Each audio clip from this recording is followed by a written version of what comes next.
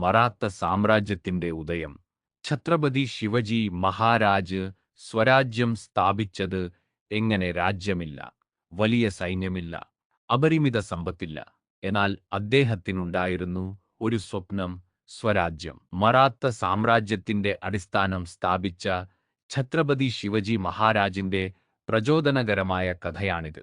1630 പുണെയ്ക്ക് സമീപമുള്ള ശിവനേരി കോട്ടയിൽ ജനിച്ച ഛത്രപതി ശിവജി മഹാരാജിന് മാതാവായ രാജമാതാ ജിജാബായിയുടെ വലിയ സ്വാധീനമുണ്ടായിരുന്നു. ഇന്ത്യയുടെ മഹത്വമുള്ള ചരിത്രകഥകൾ അവൾ അദ്ദേഹത്തിന് പറഞ്ഞുകൊടുത്തു. ബാല്യകാലം മുതൽ തന്നെ വിദേശ ഭരണത്തിന് അവസാനമുണ്ടാകണമെന്ന് ഛത്രപതി ശിവജി മഹാരാജ് വിശ്വസിച്ചു.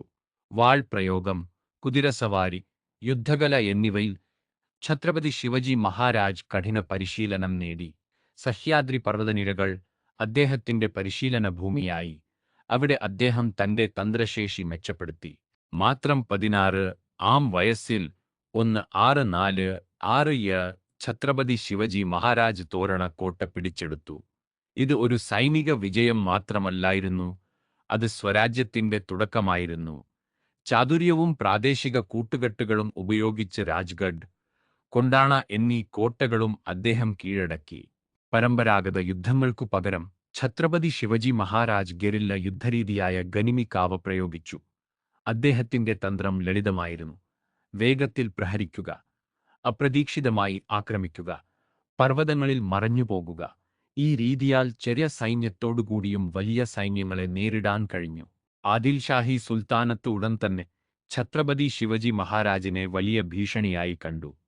അവരുടെ ശക്തനായ സേനാനിയായ അഫ്സൽ ഖാനെ അദ്ദേഹത്തെ ഇല്ലാതാക്കാൻ അയച്ചു.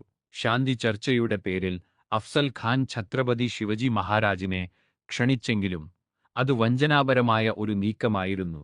എന്നാൽ ഛത്രപതി ശിവജി മഹാരാജ് തയ്യാറായിരുന്നു. അദ്ദേഹത്തിന്റെ കയ്യിൽ രഹസ്യായുധമായ വാഗ് നഖ് ഒളിപ്പിച്ചിരുന്നതായിരുന്നു. അഫ്സൽ ഖാൻ ആക്രമിച്ചപ്പോൾ ഛത്രപതി ശിവജി മഹാരാജ് ആത്മരക്ഷ നടത്തി വിജയിച്ചു. ഈ സംഭവം ദക്കൻ മുഴുവൻ നടുക്കി. അദ്ദേഹത്തെ ശക്തനായ നേതാവായി സ്ഥാപിച്ചു. ഇതിനുശേഷം മുഗൾ ചക്രവർത്തിയായ ഔറംഗസേബിന്റെ ശ്രദ്ധയും അദ്ദേഹത്തിലേക്ക് തിരിഞ്ഞു. 1665 രാജാ ജയ്സിംഗ് വലിയ സൈന്യവുമായി അദ്ദേഹത്തിനെതിരെ നീങ്ങി. ഛത്രപതി ശിവജി മഹാരാജ് താൽക്കാലികമായി പുരന്ദർ ഉടമ്പടിയിൽ ഒപ്പുവെച്ചു. പിന്നീട് ഔറംഗസേബ് അദ്ദേഹത്തെ ആഗ്രയിലേക്ക് ക്ഷണിച്ചു.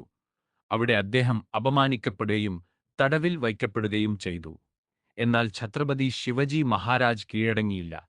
ചരിത്രത്തിലെ ഏറ്റവും ധൈര്യമായ രക്ഷപ്പെടലുകളിൽ ഒന്നായിരുന്നു അത്. പഴക്കൂടുകളിൽ ഒളിച്ച് അദ്ദേഹം ആഗ്രയിൽ നിന്ന് രക്ഷപ്പെട്ടു സുരക്ഷിതമായി മഹാരാഷ്ട്രയിലേക്ക് മടങ്ങിയെത്തിയ ശേഷം അദ്ദേഹം സൈന്യത്തെ പുനഃസംഘടിപ്പിക്കുകയും നഷ്ടപ്പെട്ട പ്രദേശങ്ങൾ തിരിച്ചുപിടിക്കുകയും ചെയ്തു. 1674 റായ്ഗഡ് കോട്ടയിൽ ഛത്രപതി ശിവജി മഹാരാജിന്റെ രാജാഭിഷേകം നടന്നു. ഇത് മറാത്ത സാമ്രാജ്യത്തിന്റെ ഔദ്യോഗിക ജനനമായിരുന്നു. കൊങ്കൺ തീരം സംരക്ഷിക്കാൻ ശക്തമായ നാവികസേന അദ്ദേഹം രൂപീകരിച്ചു. ഭരണനടപടികൾക്കായി 8 മന്ത്രിമാർ ഉൾപ്പെട്ട അഷ്ടപ്രധാന മണ്ഡലം സ്ഥാപിച്ചു. അദ്ദേഹത്തിന്റെ നികുതി സംവിധാനം നീതിപൂർണമായിരുന്നു. യുദ്ധകാലത്തുപോലും സ്ത്രീകളുടെയും സാധാരണ ജനങ്ങളുടെയും സുരക്ഷ ഉറപ്പാക്കി. ഛത്രപതി ശിവജി മഹാരാജ് എല്ലാ മതങ്ങളെയും ആദരിച്ചു. അദ്ദേഹത്തിന്റെ ഭരണത്തിന്റെ അടിസ്ഥാനമായിരുന്നത് ശാസനയും നീതിയുമായിരുന്നു. 1680 ഛത്രപതി ശിവജി മഹാരാജ് അന്തരിച്ചു. എന്നാൽ സ്വരാജ്യത്തിന്റെ സ്വപ്നം അവസാനിച്ചില്ല. അദ്ദേഹത്തിന്റെ പ്രചോദനത്തിൽ പിന്നീട് മറാത്ത നേതാക്കൾ മുഴുവൻ ഇന്ത്യയിലാകെ മുഗൾ സാമ്രാജ്യത്തെ വെല്ലുവിളിച്ചു.